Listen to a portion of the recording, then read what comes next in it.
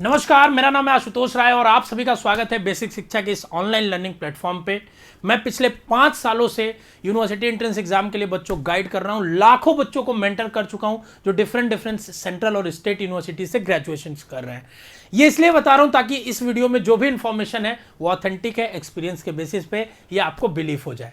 दूसरी बात, ये वीडियो उस सीरीज का हिस्सा है जिसमें हम कोर्स वाइज मतलब बीए के लिए, बीएससी के लिए, बीएलएलबी, बीकॉम के लिए बता रहे हैं फॉर्म भरने के लिए आपको यूनिवर्सिटीज में क्या भरना चाहिए और सब्जेक्ट्स में क्या भरना चाहिए। इस वीडियो के बाद आप जाके बीएससी का फॉर्म भर सकते हैं। जैसे बीए का हमने बोला था कि बीए की वीडियो देखने के बाद आप भर सकते हैं। वीडियो बहुत यूजफुल होगी। पहले मैं समझाता हूं आपको थोड़ी सी बातें, उसको आप समझ लीजिए ताकि आपके लिए थोड़ा आसान हो जाएगा। जब आप फॉर्म भरेंगे तो आपको यूनिवर्सिटी की एक सिलेक्शन का आएगा और साथ में आपको कोर्स के सिलेक्शन का आएगा, ठीक है ना। अब ध्यान से सुनिएगा और नीचे आपको एक फिर सब्जेक्ट भरने को आएगा, ठीक है ना। अब जो सब्जेक्ट्स आप भरेंगे, जैसे हमारे अमूमन दिमाग में क्या है कि एक दो टॉप की यूनिवर्सिटी हमारे दिमाग में, जैसे मान लीजिए हमारे दिमाग में बीएचयू है, ठीक है ना। तो बीएचयू के लिए अगर कोई मैथ्स का बच्चा है तो फिजिक्स, केमिस्ट्री, मैथ अगर भरता है और बीएचयू में बीएचयू यूनिवर्सिटी सेलेक्ट कर लिया और कोर्स में बीएससी मैथ कर लिया, ठीक है ना, तो वो एलिजिबल हो जाता है। पर क्या हम ये सोच सकते हैं कि अगर हम पीसीएम पढ़ रहे हैं, पीसीएम भर रहे हैं, तो हम पीसीएम के बेसिस पे और कितनी यूनिवर्सिटीज और उनके और कितने कोर्सेस में हम एलिजिबल हैं, ताकि हमारा ये संख्या बढ़ जाएगा और हमारे चांसेस ऑफ एडमिशन गेटिंग बढ़ जाएगा। हमको साल बर्बाद नहीं करना पड़ेगा। हमारा टारगेट है बीएचयू लेना, बट हम बैकअप के लिए सारी यूनिवर्सिटीज को भरेंगे जो हम पढ़ रहे हैं उसके बेसिस पे एलिजिबल हैं। क्या हम अगर इसमें एक सब्जेक्ट बस बढ़ा दें तो हमारे लिए कितनी पॉसिबिलिटी बढ़ जाएगी, इसका नॉलेज अगर हम मिल जाए तो कितना फायदा हो जाए। वही चीज मैं आपको दूंगा कि अगर एक एक सब्जेक्ट आप बस लैंग्वेज का एग्जाम दो, बस अगर आप डोमेन का एग्जाम दो, अगर आप बस जनरल टेस्ट भी देते हो तो कई जगह बीएससी कर सकते हो, ठीक है ना। ध्यान से सुनिएगा। अब बीएससी में दो चीजें हैं, ठीक है ना। एक होती है कि मैथ्स के जो सब्जेक्ट होते हैं, ठीक है ना। मैथ्स के सब्जेक्ट मतलब फिजिक्स, केमिस्ट्री, मैथ, स्टैट्स, ठीक है ना। स्टैट्स हो गए, कंप्यूटर साइंस हो गया, ठीक है ना। ये सब मैथ्स के सब्जेक्ट माने जाते हैं, मतलब जो मैथ स्ट्रीम के बच्चे हो उसमें ये जा सकते हैं, ठीक है।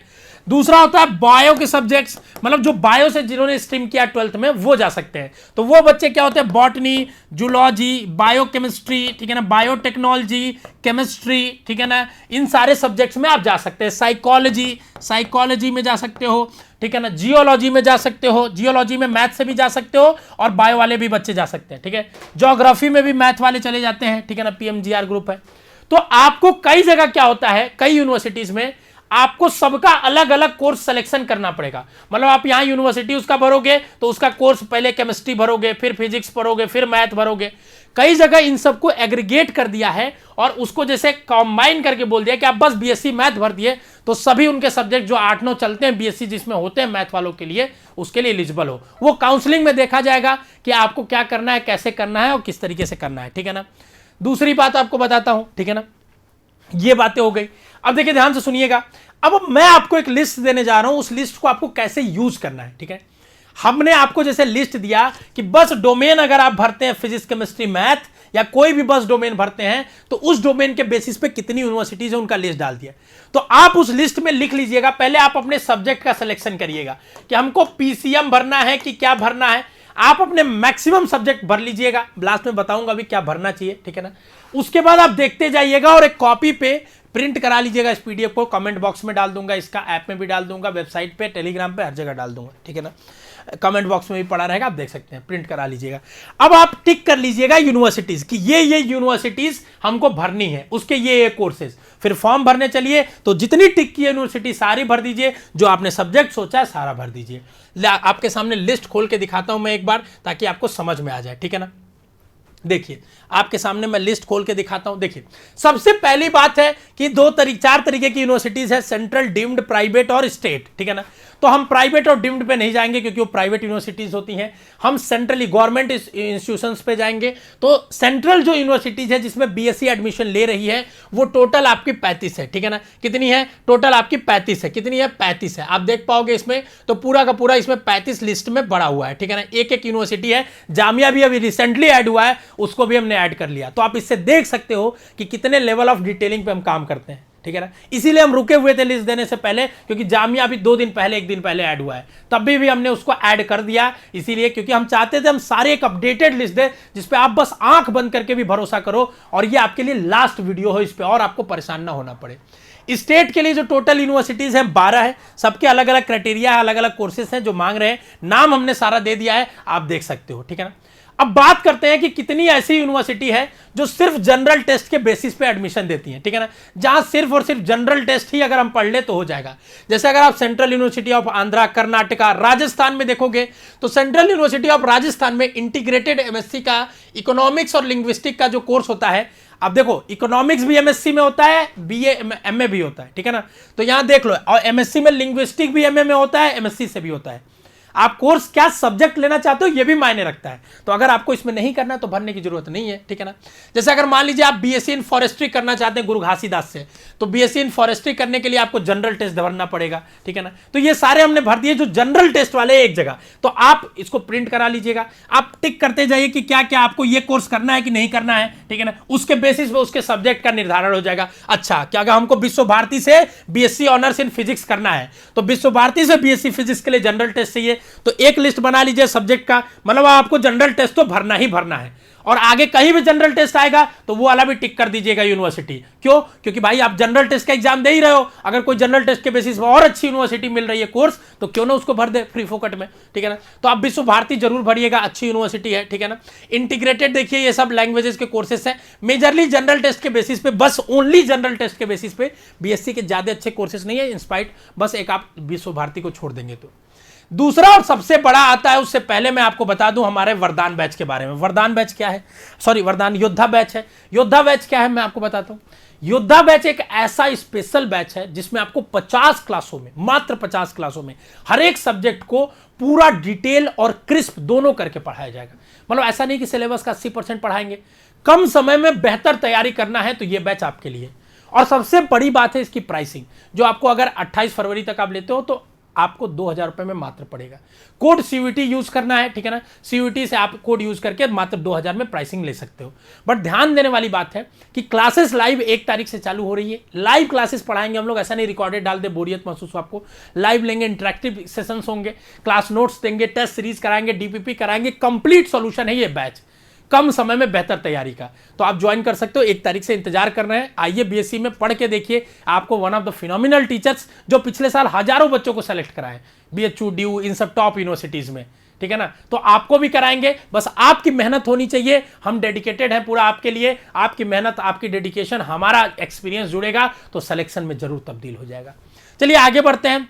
दूसरा, जनरल टेस्ट और लैंग्वेज, ठीक है ना। क्या जनरल टेस्ट और लैंग्वेज 2 सब्जेक्ट देके कोई कोर्स मिल सकता है क्या? हाँ, तो यूनिवर्सिटी ऑफ हैदराबाद है, दिल्ली में भी है, एक बीएससी पास होता है होम साइंस बायो वालों के लिए।